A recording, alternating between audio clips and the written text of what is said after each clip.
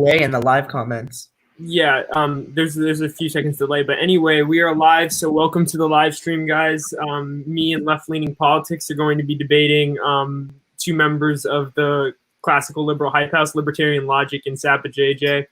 So let's just go around and introduce ourselves. I'm Jonah, as you all know, because you're on my YouTube channel. I'm Left-Leaning Politics, but my real name is Aiden on TikTok. I'm Nate, and I'm moderating this. I'm Brandon, or Libertarian Logic. I'm Sappa JJ, and I do have a name, and it's Peter. Okay, so we don't have an opening statement prepared, but the classical liberal hype house does, so we're going to let them read it first, and then we'll see where the conversation takes us from there. Y'all can start. All right. Go ahead, Brandon. All right, let me get to it. There are the three premises of the abortion debate: the scientific, the philosophical, and the legality. Today, I think we'll be focusing on the philosophical and maybe legal premises, as I believe we can agree human life begins at conception. The philosophical argument comes down to, is this fetus a person, and why or why not? I believe that at conception, personhood begins with human life as well.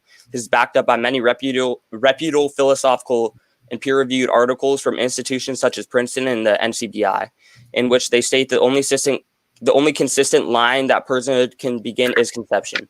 This is simply because of the reasoning and capacity. I believe abortion is unethical and morally wrong because of this. My question to you guys is, what would be your standard for personhood and why?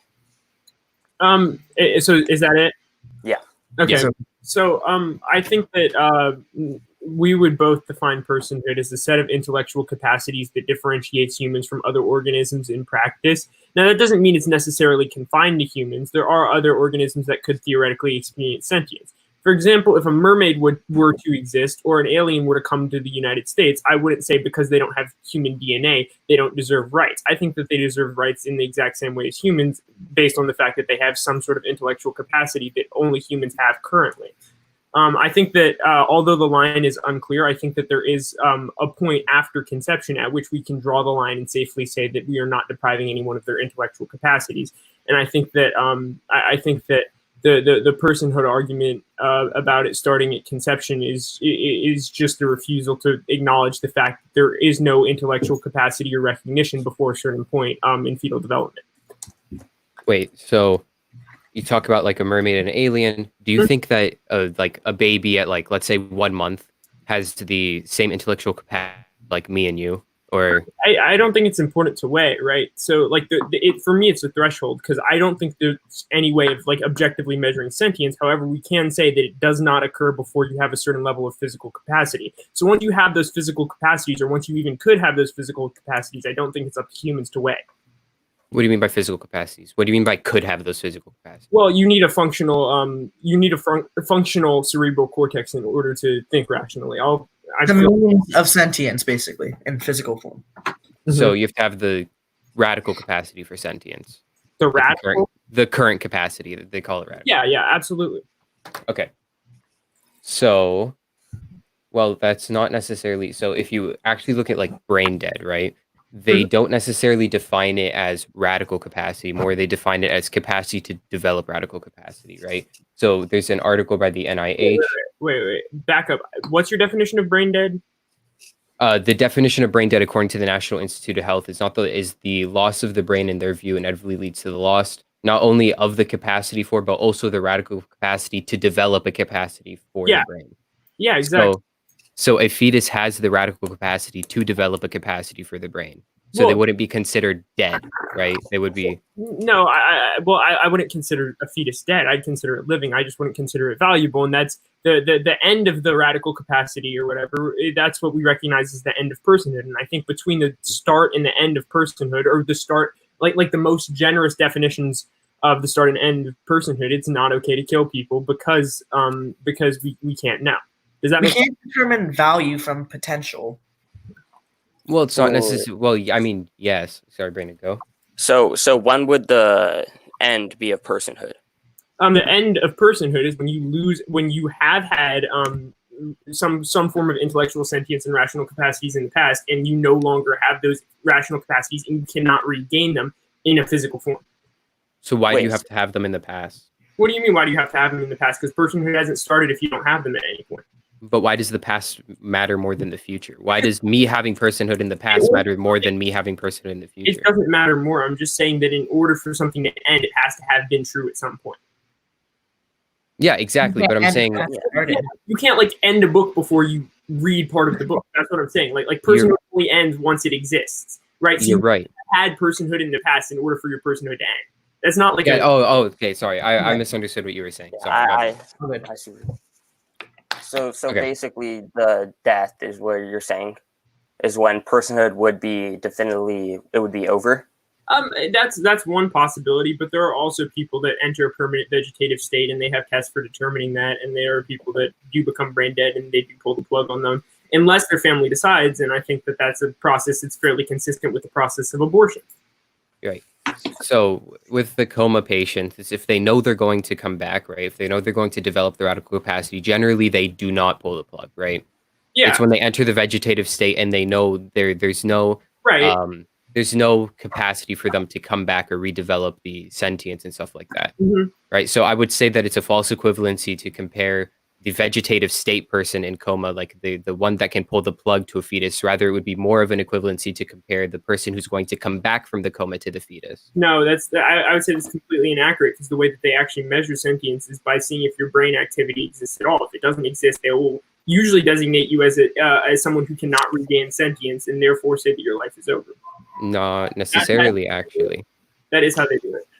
No, with total brain death, again, they don't just measure brain death as you lost it, right? Because there's a lot of times where you don't have brain activity, right? With, let's say, anesthesia, when you're under general anesthesia, they completely change the biochemical.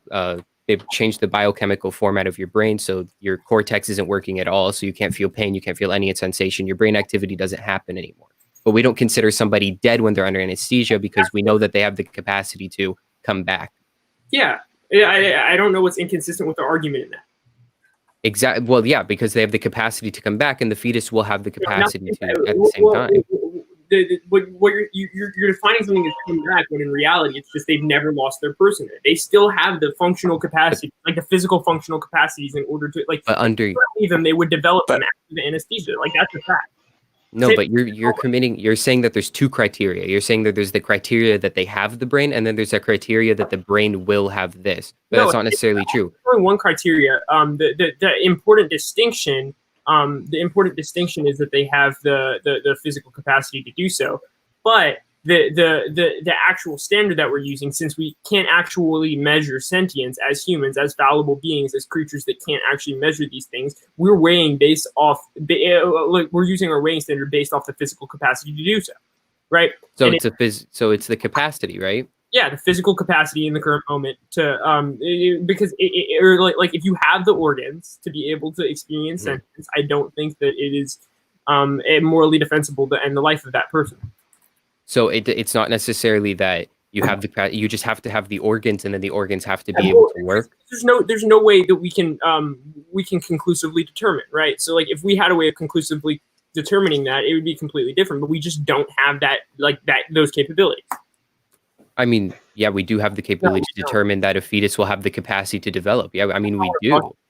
But the fetus doesn't have it currently. Like this arbitrary value standard, like, are you using a utilitarian framework to say that we should be creating as much personhood as possible? I'm not using a utilitarian framework. I'm not using a utilitarian framework, because if I was using a utilitarian framework, then I would generally say that, yes, abortion would be correct because you are ending the suffering of whatever, right? But I'm not using a utilitarian framework. I'm saying that the capacity, right? The capacity just to have sentience, not to just the capacity to have sentience, which a fetus does have because they have the capacity to develop the organs for sentience, is what determines personhood. For some reason, I think you're. Are you saying that our goal as humans is to create as much personhood as possible?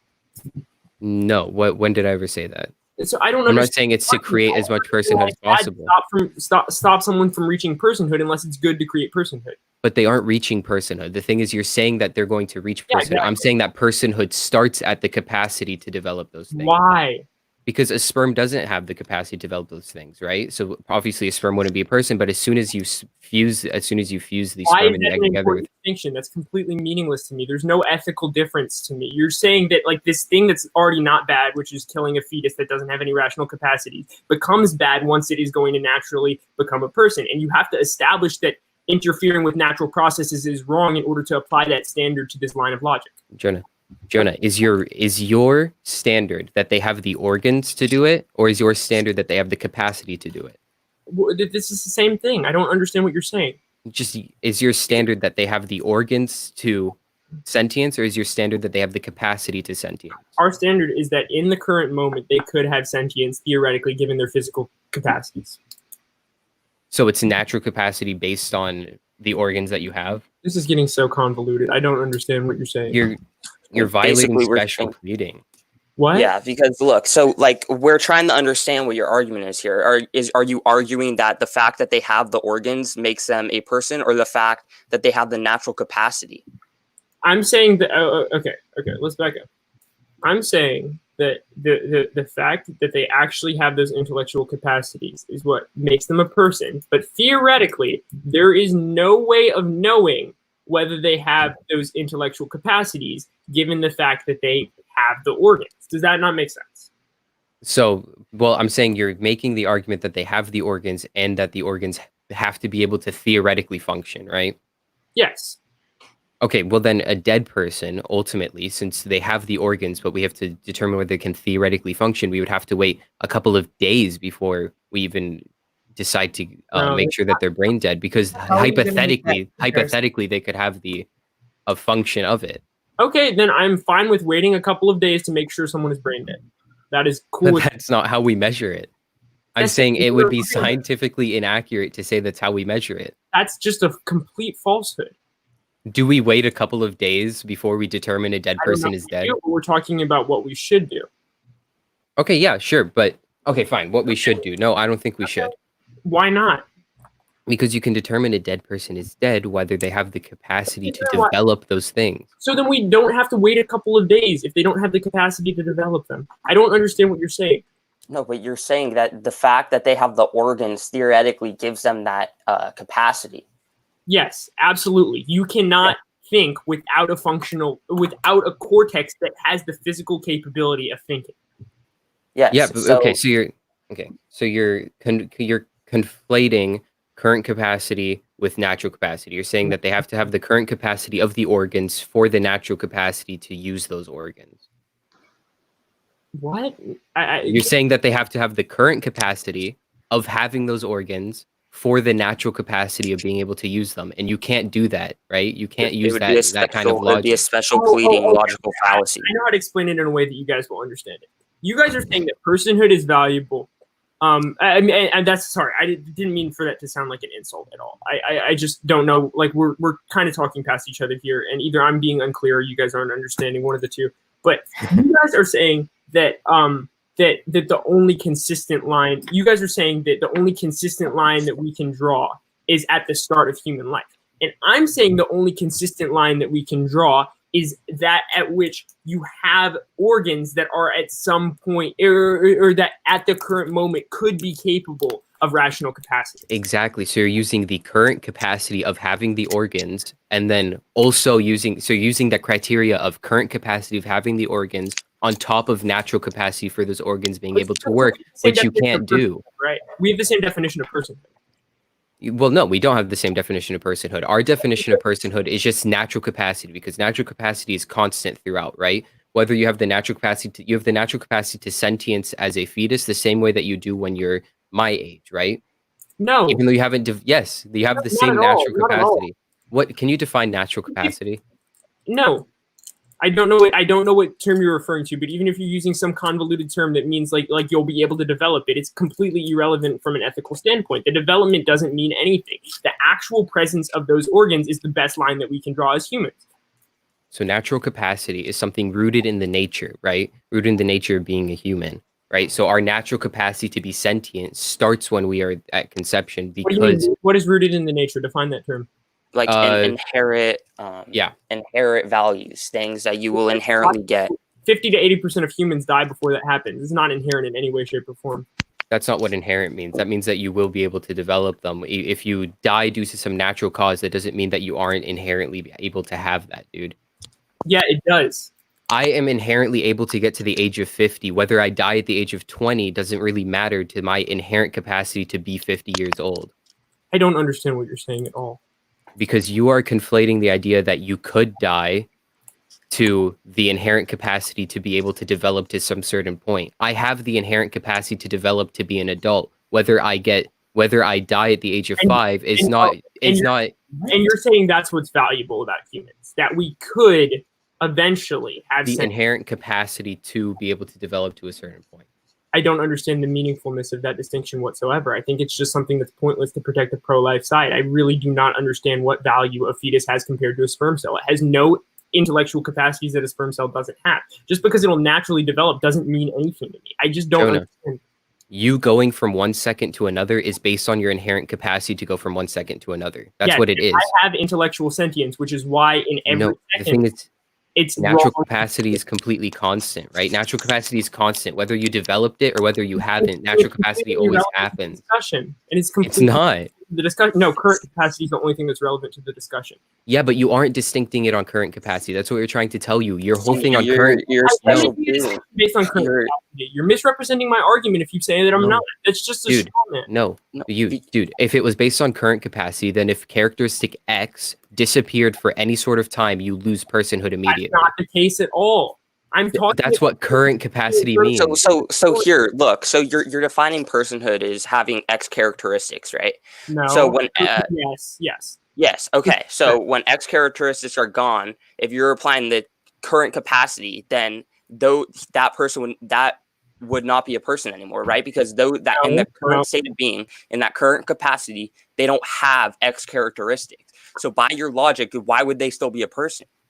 That's a very nice argument that you can make, but I have already explained to you guys that my weighing standard is consistent based on the physical capacities. Once those physical capacities develop, exactly, Jonah, that's what we're saying. You're changing your argument every single 5 seconds. Your argument at one point is natural capacity to have sentience at any point, and then your argument at the next point is current capacity. It's special pleading. No, it's not. You guys are misunderstanding. You're looking for the fetus. You're looking at current capacity, right? But for someone who is no. Okay. But look. You guys, okay. We're talking about a line, right? We're talking about a line that you can draw that encompasses all humans that we know to be valuable, right? Mm-hmm. Okay. Look, I'm saying that the valuable thing about humans is something intellectual, right? Some form of intellectual capacities, and we can agree on that's what's okay. But is it the natural capacity to be intellectual, or is it the current capacity to be intellectual? It's the current capacity, absolutely. The current capacity. So someone who loses the ability to be intellectual, who loses being intellectual, is now dead. I'm explaining my standard because I view current capacity as having the ability to develop sentience, or not having the ability to develop sentience. I'm sorry. Having the current physical capacities to have sentience, at which point we cannot weigh humanity. Does that not having the current capacity for a natural capacity to sentience? At which point we cannot weigh because humans are fallible beings. Jonah, you're saying that we have to have the current capacity to the natural capacity, right? So me having lungs is the current capacity of having lungs. Me being able to breathe with those lungs is the natural capacity of a human being able to breathe. Right? So you can't conflate current capacity and natural capacity. If you do that, then you're violating special pleading. I don't understand the distinction whatsoever. I think this is completely meaningless logical trap that you guys because if I were in, like, let's say if I had general anesthesia and I'm not breathing anymore, correct? Then what would happen is I would lose personhood because my lungs are not functioning anymore. So is it on the basis? You still have lungs that are capable of functioning. Exactly. So it's on the basis of having lungs. That would be the natural capacity. His lungs being able to function theoretically would be natural capacity. Function before, that means that you do not have you do not have the ability to breathe, right? So a dead person who has any sort of brain or any of that, until that brain deteriorates, which is a ton of years, until that brain deteriorates. This is a crazy logical trap, and I'm going to stop it before you okay. Because we all know that a dead person never has the ability to think again. That's an objective fact. So it's natural capacity. That's not necessarily true, Jonah. What dead person has thought? Oh, well, I mean, if you go in an open heart surgery, you get a heart transplant, you are dead, right? So that means And then there have been cases in not which they come back in a coma. you still have the physical capacity to be alive. Life is like something Without a heart, you don't. What? Without a See, heart, you Jonah, don't. exactly. You've proven our point that it is natural capacity, that it's the capacity to use it, not the fact that the lung exists. The lung being existing is relevant. Whether the lung exists or not, that doesn't change your natural capacity to use it. If Yes, I'm a it fetus does. and I don't have a lung, I can still use a lung in the future because that's my natural capacity. That is a completely meaningless distinction. I'm sorry. I don't know. I don't know where this logic is coming from. Because at one point you're saying it's the organ exists, then at the next point you're saying that you can use the organ, and at the next point you're saying that if the organ exists and you No, can't use it, then it doesn't matter. Argument. You're completely misrepresenting my Okay, argument. can you take 1 minute and just explain very clearly for everybody exactly what your argument is? My argument is that humans have some, and we can agree on this, that there is like something unique about humans, right? Okay, sure. As compared Yeah. to other organisms. Now, I don't know whether you guys would agree with me that it's our increased capacity for intellectual activity, right? Like our rationality, our decision making, right? Can you guys agree with me on that or no? Yeah. I think we can. So- Can you repeat that? Sorry, you cut out. Basically, rationality. Our rationality, Okay. our decision making, our perception of the world functions at a much higher level than other organisms. Yeah, Yes. sure. So that's what's significant about humans, right? Yeah, I agree. So without that stuff, humans are not significant. Well, sure. Okay. Yeah. Well, So- yep. No, I would agree with you. Humans without that stuff are not significant. But the argument that I'm making is we don't have the ability to weigh, right? Me as a human, I can't tell you how rational or sentient another human is. I can't measure that. However, I can say without a cortex, it's impossible to have that level of rationality or sentience, and therefore you do not have the value of a human being. That's what I'm saying. I mean, well, that's not necessarily true. People who are like who have severe cognitive disorders or like newborns don't have that rational capacity. It's so ridiculous. People with severe cognitive disorders behave at such a higher level than animals. Like that. That's just like No, but like, okay, sure, fine. We'll go by that logic. But a newborn does not. They don't have rational thoughts. yes, they do. I will give you 5 studies that prove you otherwise. These thoughts are actually meaningless. They react off instinct and not rational. In a way, that's not rational. They have cortexes. There's not our position to weigh. It's not your position to decide whether that cortex is enough or not. Well, I think a scientist can determine whether or not those thoughts are rational. So if you're going to go by the logic that rational thoughts, rational. Rational would be, thinking clear, using, can't talk, but basically thinking clear, using thoughts, using your cognitive ability to critically think. So you don't think that newborns think?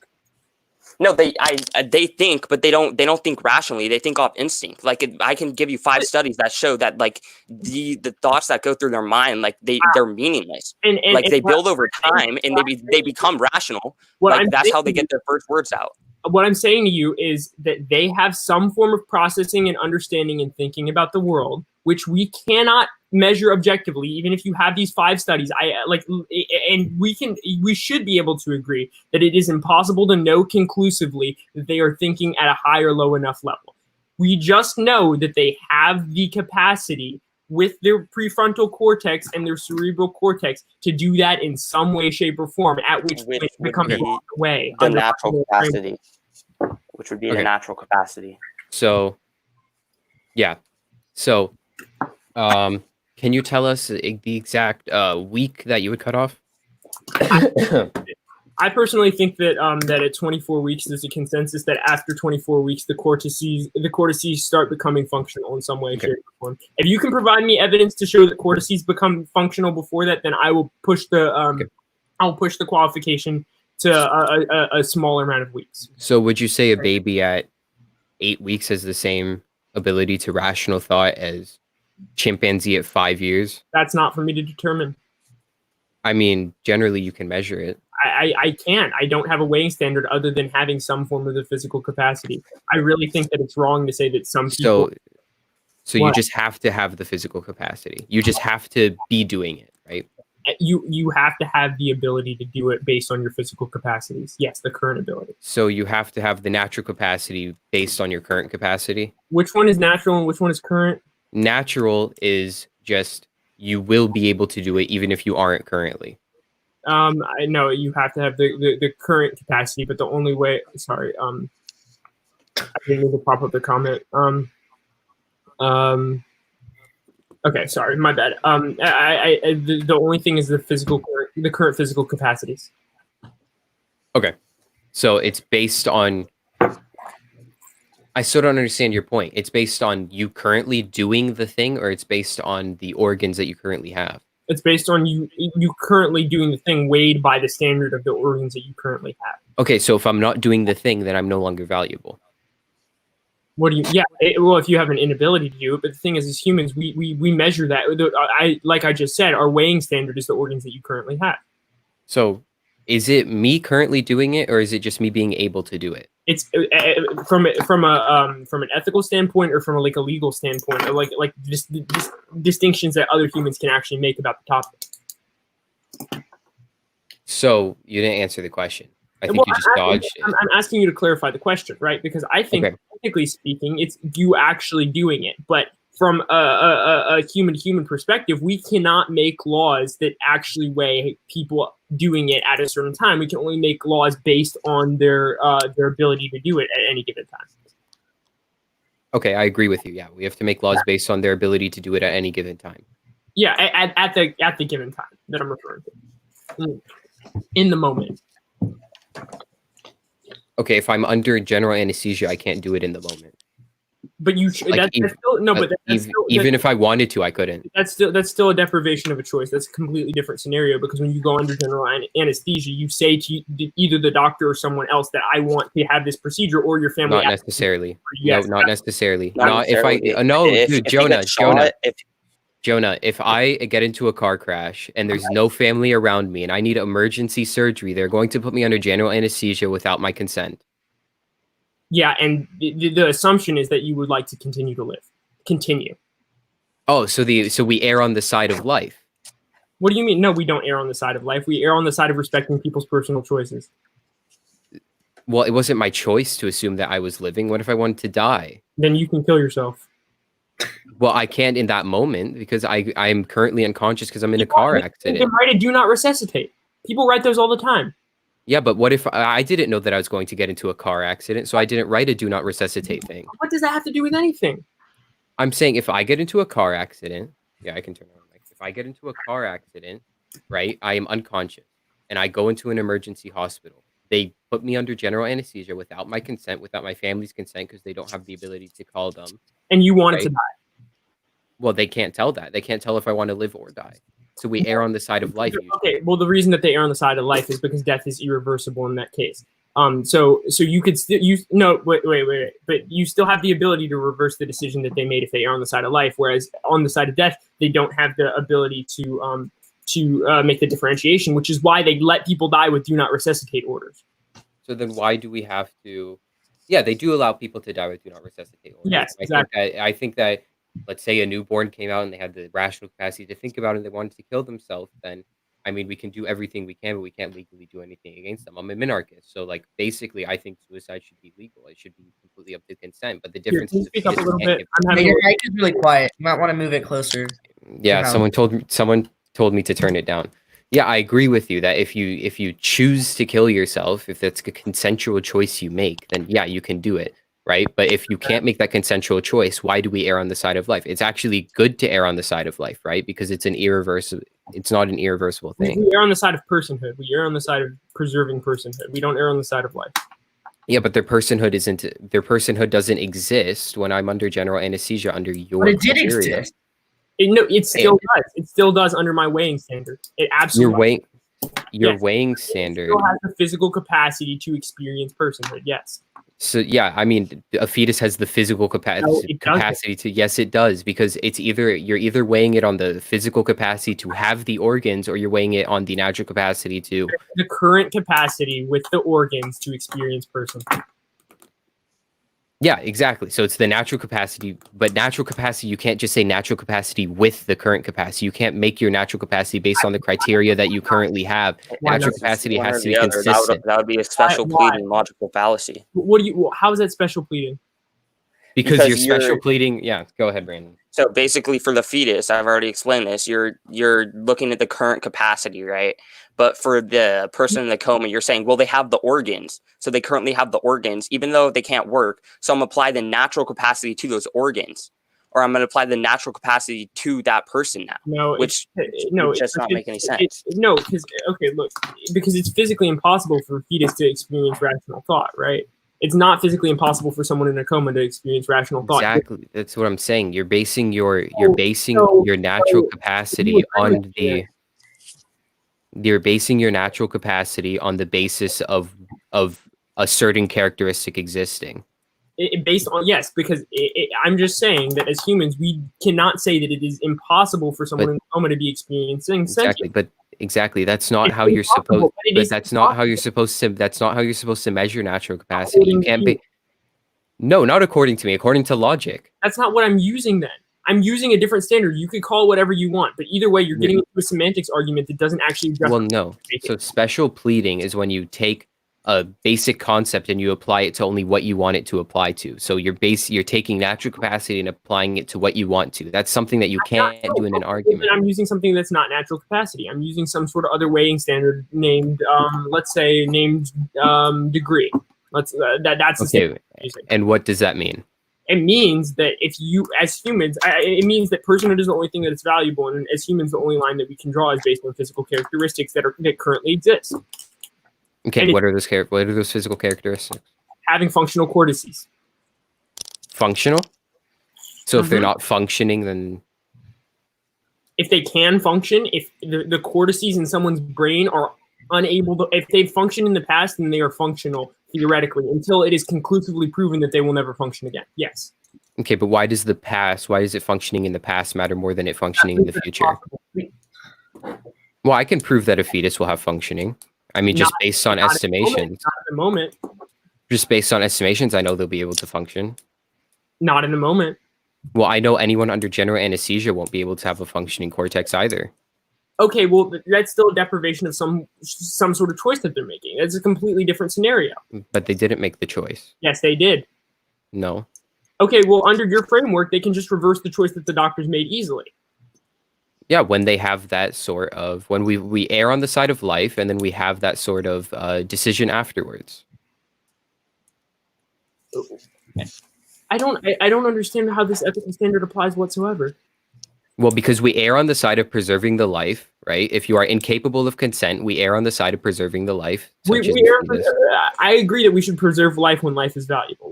Fetus life is not intrinsically valuable in any way, shape, or form. It is literally the same as a sperm cell in terms of the problem is your whole weighing standard of determining whether life is valuable or not is based on the ability to consent to something. That would be rationality and sentience. The problem is that you're drawing an arbitrary line about potential, which doesn't mean anything in the real world, but it's just a nice ethical trick, or not ethical, it's a nice rhetorical trick to make it seem like you have more of an argument. I'm pretty sure you're using the rhetorical trick to seem like you have more of an argument by completely committing special pleading by saying that natural capacity only. You guys are strawmanning me by saying I'm using this natural capacity thing. Well, no, dude. See, the thing is, you don't understand what natural capacity is, and what you're describing is literally natural capacity by definition. No, it's not. Yes, it is. All right, this seems like it's going in circles. We should move on. What do we want to move on to? I don't know. I mean, this was our only topic for real. So if do you guys want to talk about anything else within the framework of this topic, or just end the live stream, or move on to like a completely different topic altogether? I mean, do you want to move on to a different portion of the abortion debate, because that's kind of only what we prepared for? I think it would be unfair. Like legality and stuff. I personally don't consider legality to be like the consequences of legality to be important, just because that's my philosophical framework. But I mean, if Brandon wants to, I don't know what we move on to at this point. I mean, I think here's the thing. here's the thing with legality, right? We ban things because they are morally, there's a consensus that doing this is morally wrong, right? What if there's So, not like, a consensus?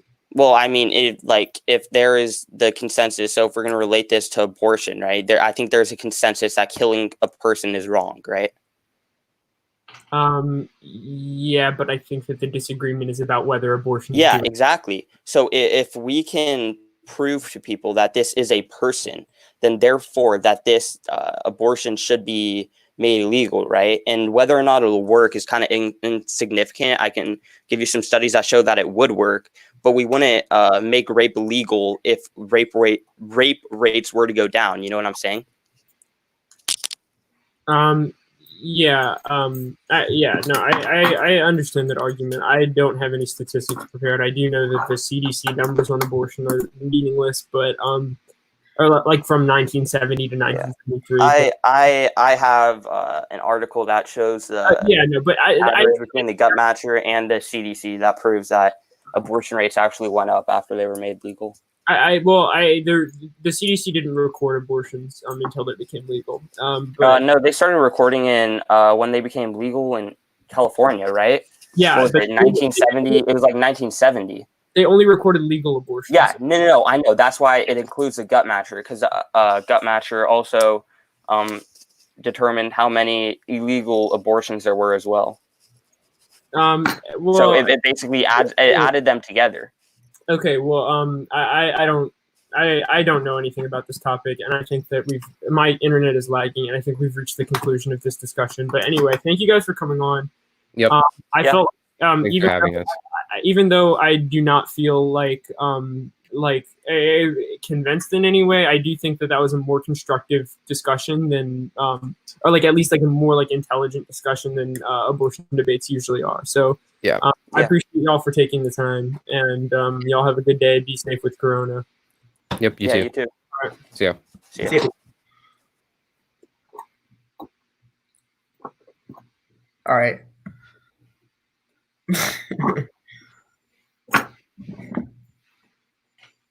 Wait, since we're still live.